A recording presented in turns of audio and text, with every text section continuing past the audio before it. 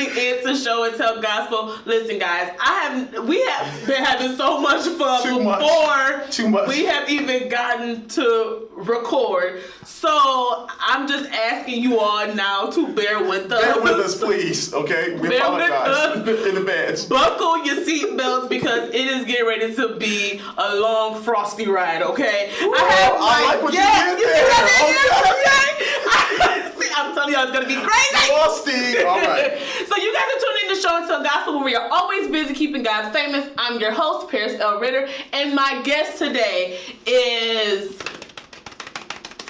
I wish I could really find the words to say. He is a gospel artist. He is a worship leader. He is a brother to many, a friend to many. He is a husband, and he is my special guest today, Mr. Tony Frost. Guys, I'm just so happy to be here. So excited. No, thank you. I'm so happy and excited to have this interview. Thank you for this opportunity. Mm-hmm. Let's get it on. Let's do it. All right. Okay, so tell the people, who is Tony Frost? Well, it all started when I was 2. Okay. No, I'm just joking. I'm a lover. I love people. I love music. I love life. I'm the type of person to where I believe that you are what you associate yourself with, and I try my very best to associate myself with positivity and positive people, and I believe that ultimately comes forth in my music, so it translates over to my music. So I just try to be love in its purest form, which is just being open to positivity. Mm-hmm. And I think that makes me who I am. I'm a singer, I'm an artist, I'm a husband, I'm a friend, but most of all, I'm someone who loves people. Awesome. And I could definitely see that. We probably, like we said before we started the show actually aired, we probably did the whole interview 3 times over. So this is just the official interview. This is the official one, right. We got about 3 other versions. We got about 3 versions. I don't know which one is going to be seen, but this is, Yeah. So you have an album that's called Long As I Live, that released in 2012, I believe. Yes. And I absolutely love. I wasn't familiar with your ministry in 2012. I think we recently met probably at some concert that was at the church, probably a Mike J birthday dinner party concert or something. Yeah, that's what it was. So, so it was my first time hearing you sing on stage, and I really think that singing on stage is different from when you're in the studio because people allow me to sing on stage all the time, background vocals, but they ain't never put me in their studio. I ain't on nobody's album, so. We gonna rectify clearly there must be a difference. Somebody's album. You getting on somebody's album. I can't promise that it'll be released. Right. But you gonna get on somebody. there. See, thank you. See, come on. The positivity. There you go. I told you love. It's all love. See? So the album, Long As I Live, tell us about how you produced the album and some of your musical inspirations as well. Yeah. Well, oddly enough, that album actually was not supposed to happen. And I'm going to tell you why. For the longest time, I did not want to be an artist. And I don't think it really had so much to do with what comes along with being an artist. I just personally didn't believe I could sing. So I did not want to be a singer. I wanted to be a writer.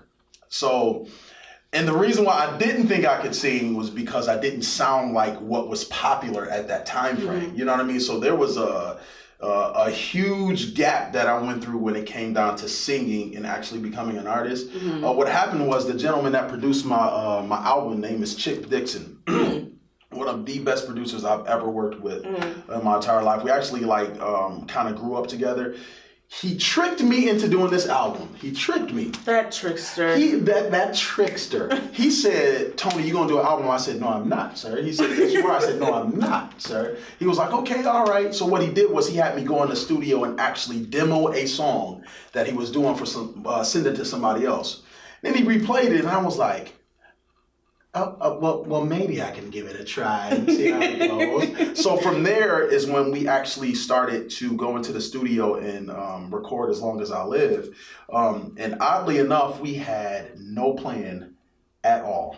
about the album. I think you just didn't know about Chip's plan. I didn't know about Chip's plan. That's probably what it was. He had a plan. I didn't have a plan. You know what I'm saying? So I went in. It's almost like every time I would just call him and be like, "Yo, I got another song," and he like, "Okay, bring it to the studio," and then that would materialize into something that it didn't even sound like when I started. And he would call me and be like, "Yo, I got a song I want you to hear," and I'll go to the studio. So really, we didn't have a plan about how many songs we want on the album, how we want it to sound. He actually just he approached it from a different perspective that I'm not used to. Most people have a sound that they want for their album, or they have a plan for it. We have this many songs that we're going to do. We literally just went into the studio and just had fun. And whatever sound came out of that particular song, that's what we rolled with. Yeah, and I noticed that because from listening to it, there was some like Quartet, there was some R&B, there was some soul. Yeah. If I'm not mistaken, there was a little bit of like a country track on there too. It was. So absolutely. There's so many different genres actually on my album that I thought was pretty unique, and we were worried at first because we're like, for an album to have so many different genres, that's kind of like dangerous territory, because you don't want to lose the integrity of what you're trying to put out. But it all ended up working together. Yeah, it did. I think the spirit of it definitely flowed throughout the album for sure. Absolutely. The message was consistent throughout. For sure. It was just, like you said, it was just different genres, and I really enjoyed it. And I don't listen to country, not Taylor Swift, not nobody. So. And see, that's the funny thing is, he actually took it from a perspective of, he was like, "Man, what type of music do you like?" I listen to everything. As long as it's good music. I listen to opera, jazz, classical, country, rock, soft rock, gospel, Christian, I have very R&B. Basic music. It's very basic. I'm not that well versed at all. But you know what's so funny is that actually brought me to a place to where my horizons were broadened as an artist, as a singer, and as a writer. You know, a lot of people just get caught into one box, so their music is always going to sound the same. It won't be what do you call it, generational. It's going to be this is it, this is my box. And I didn't want to just be stuck into a box. So I opened myself up to a bunch of different genres, a bunch of different writers. So one of the questions that I believe was kind of stuck in this one was your musical inspirations. So I have musical inspirations, of course, from singing perspective. Marvin Winans is probably one of my top singers, male singers ever. This man's voice is like butter, smooth like a velvet sheet. You know what I'm saying? Marvin Winans, Daryl Walls, definitely one of them for me. Jonathan McReynolds, and then on the flip side of stuff, I love India Arie, Taylor Swift, John Mayer for writing. Coldplay is like one of my favorite bands ever. So I have a bunch of different musical inspirations, if you will. But and I think you can kind of see that on the album for sure, because I was listening to it and I was like, this has an R&B undertone to it. Remind me of a little Carl Thomas or somebody. Absolutely. I'm trying to figure out where I want to be. I want to be here, I want to be with God. You know, one thing for me that I've always wanted is I don't want my music to be just considered gospel or in the church. The way that I actually rate how good my music is or how good my sound is I go to people that don't traditionally listen to gospel music or Christian music. And I want them to be able to have an experience. Maybe not so much as like, you know, Lord, I give my life to you now. But I want them to listen to it and feel good after they listen to it. You know, and when I was listening to it, it kind of reminded me a little bit about like Jonathan McReynolds almost. Jonathan McReynolds' music is gospel, but if you listen to it, it really convicts your thinking. And it changes your thinking when listening to it. It's not always, like you said, oh God, I lift my hands and I, and I worship and I give you my all, which is definitely great. Awesome. But I felt that with your music as well. It's kind of like, I can groove to this, but I'm listening to gospel. There you go. And you know, a lot of gospel singers, you'll hear their music and you'll get a feeling, which is great, you know what I mean? But I want my music to transition feeling and to be like, okay, here's an actual principle that I can use to get through life or to get through the situation, and not just have a feeling or a moment in that song. Right. Oh man, I feel good. But I can listen to this song and I can be encouraged, or even have maybe a route that I can take to get through this particular issue that I'm going through right now. Yeah, that's good. That's good. So you talked about you didn't think that you could sing. Yes. And I'm just gonna go on record and say right now, I think that you're officially like one of my favorite artists. Like I'm so serious. I was I was telling my husband, I'm like, he can really sing. He was like, yeah, duh. I'm like, well, where have I been? Because I'm like, he really can sing. Yeah, so I'm just gonna go on record and say you're one of my favorite artists. I appreciate that. So this is probably why I'm super excited. Like I'm like a fan, but interviewing you is kind of weird. But you said that you didn't think that you could sing at first. I'm trying to understand how. But so, like, who taught you how to sing? When did you learn how to sing? And then what was that process like to become comfortable and confident in singing? So starting off singing was definitely, my dad was my biggest inspiration when it came down to singing. I'm the youngest out of 8. Oh, wow. And we had a family group. All of my sisters sing. There's 4 girls and there's 4 boys. So all of my sisters sing and all of my brothers play instruments. So I'm the only boy that sings. So I'm sitting here in this family group with all girls, and I'm the only guy, and I'm like, nope, I'm not gonna be doing this because I want to be up here with all girls, and then, I'm the only guy, and then on top of that, so what I used to do when I was little, I started singing when I was little. My dad, introduced me to music and all that good stuff. What I would do is I would hide behind the podium on Sunday, like when I, in the old school church when you had those big, huge podiums, the wood ones, right. I would literally hide behind, so nobody can see me, but they'll hear me sing. But I'm like, nope, I'm not gonna be doing this. So he was my introduction to actually singing.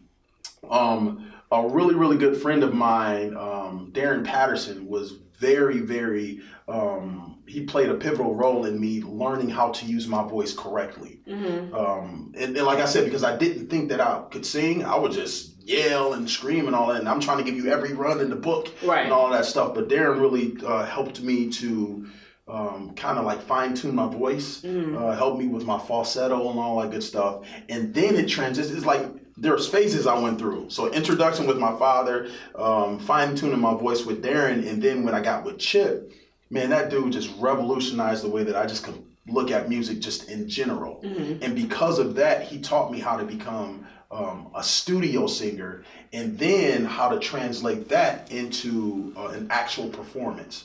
Whether you're on stage, at a concert or an event outside of church, and then because being an artist is different from doing praise and worship on a Sunday morning. You know what I mean? It's a difference. With being an artist, there is a performance that comes along with it too. With praise and worship, it's more feel and all that good stuff. So attributes of both, but that's the process, honestly, that I went through, is being introduced to music and singing by my father.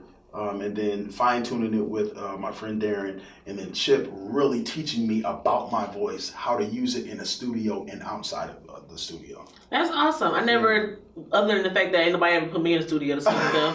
But I guess that makes sense. So I'm gonna give Chip a call.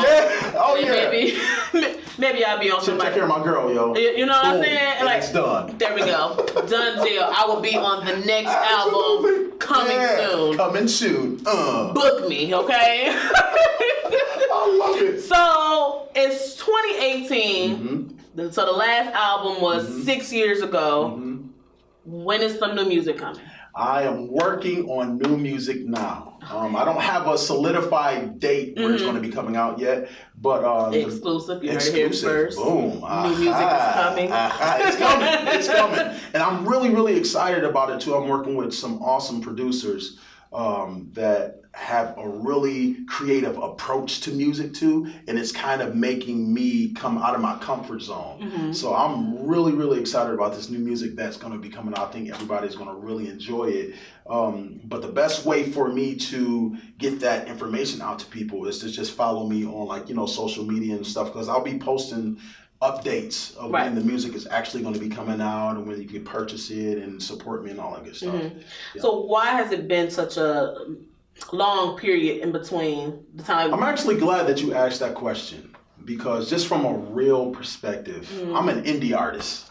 So with being an indie artist, everything is financed through yourself. Yes. One of the things that I really, really appreciate about my wife is that she's someone who is very big on making sure whatever you put out is quality. You know what I mean? So many people put out songs and music, like you hear it's like that, but it's like, yeah, is it quality though? I believe quality is better than quantity. So my thing is with that, I want to make sure that the music that I put out, it accomplishes its purpose. Number one, from a writing perspective, and then two, from a music perspective, that it stands the test of time. I don't want my music to just come out and, okay, it's good for this year. And the next year it's like, oh, blah. That's one of the things that I really love about my album. Yeah, is that I think it transcends time frames. You know what I mean? So I'm really working hard, and I have been working hard to make sure that this new music that I put out does the exact same thing. But with my wife, man, she thinks marketing. I'm a singer. I don't normally think of those things all the time. I just go and I sing, you know. But she thinks of things from a marketing perspective, and she's like, Frost, whatever you put your name on has to reflect you from a professional perspective.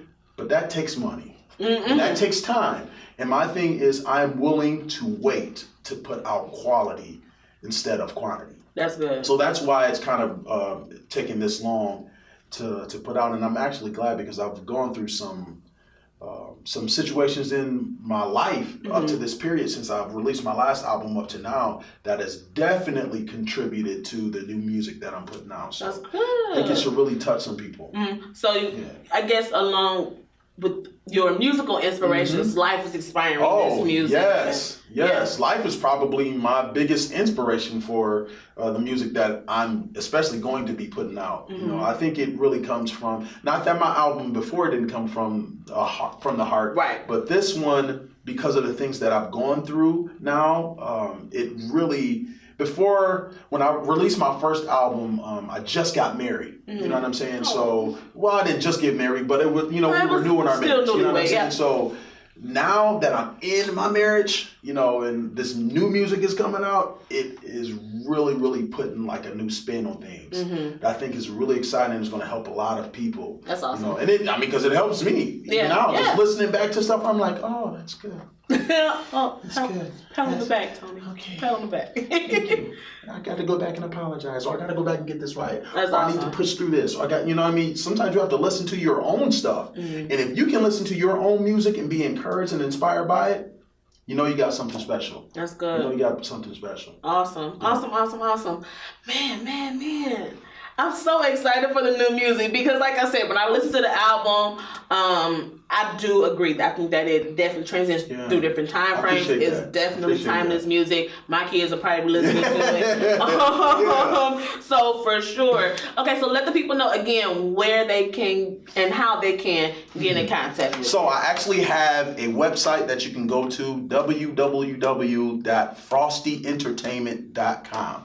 Again, www.frostyentertainment.com. You can actually book me there. You can purchase my music on there too as well. Facebook is just Tony Frost. You can also do Real Tony Frost. That's my fan page. And then on Instagram is Real Tony Frost. And then on Instagram I also have the same business page, Frosty Entertainment. Awesome. Please make sure that you get in contact with one of my favorite artists, Tony Frost. Please do it. Okay. Please book do him. it. So, you know what? One thing I want to ask too. Yeah. Even though it's been 6 years in between the two albums, how were you able to still maintain your brand? That's the big word that we're using now. Your brand and your name in the industry, for people to still give you a call to come out for events. You know what I think it is, honestly, is that I'm a clown. I have a hard time just sitting still and being like, you know.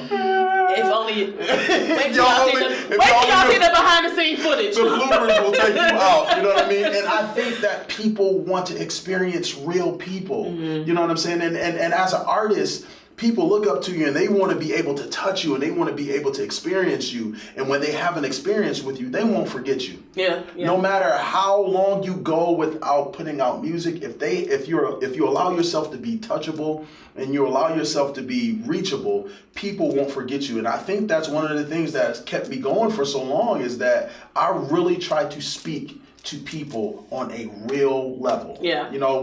Anytime I go to a gig or any type of event, my wife will tell you I'm literally normally like the last person to leave, because I'm talking to everybody. Yeah, you're the reason why my husband can't seem to get home at a decent hour, because y'all like to talk after hooping. Sorry. So sorry. I'm like, that's a good thing. It's At least late. you know where he at.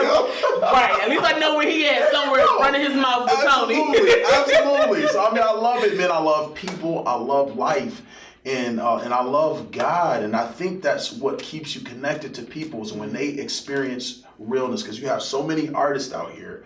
And no knock against anybody, but I understand the industry. The industry my mom used to tell me when you were little, she said, either they gonna get you or you gonna get them. And the industry now, it seems like it's turning people to where they're gonna pull you into being an artist, and then you lose that real aspect of stuff.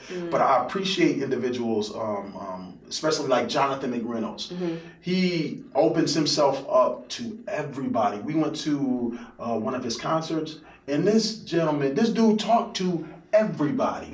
Travis Green, we went to his concert, talked to everybody, and it was a real conversation. It wasn't like one of those, I'm talking to you, just kind of, no, they were eye contact. So yeah, really, what's going on with that? So I'm like, I've learned from that. And I'm like, you know what's going to keep me in this period where I'm going to get to new music is making sure I have real interactions with people. That's awesome. Yeah, because like I said, we probably met maybe 2015, maybe? I think it was 15. I think it was 15. You're right, and I just met your wife like earlier this year, last year, something like that. And absolutely. yeah, I will never forget the Frost family. And it was real too. Yes, it was. You know what I'm saying? So it's like, that makes you want to stay connected to people. And it's like, okay, if I got something, I want you to come out. Even if you don't do your music, just come out and just sing something. Right. Or just come out and be a part. You don't even have to sing. And I appreciate that. I don't take being an artist lightly. I don't take it for granted. I actually really believe that people put you on a pedestal. You know what I mean? So my thing is to show them real. To show them like I'm vulnerable. I'm not perfect. Hey, your dog make a lot of mistakes. You know what I mean? But the thing about it is that I really, really do want people to be happy, just in life, just in general. And I think that keeps me connected to them.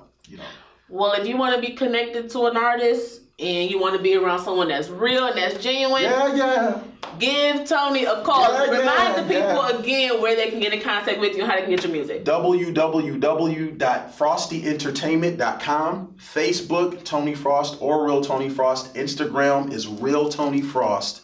And my business page is Frosty Entertainment on Instagram.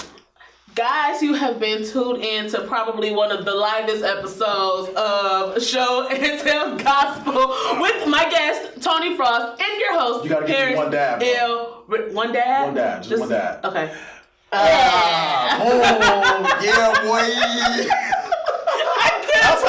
And we're going to be here for a whole 2 hours after the show, still talking and dabbing. So, guys, please make sure that you're following us on all social media at Show and Tell Gospel. Keep us with us by following the hashtag Show and Tell Gospel. Subscribe to the YouTube page and like us on Facebook. We will be back again with another episode of Show and Tell Gospel. Until next time, we'll see you later. Bye-bye.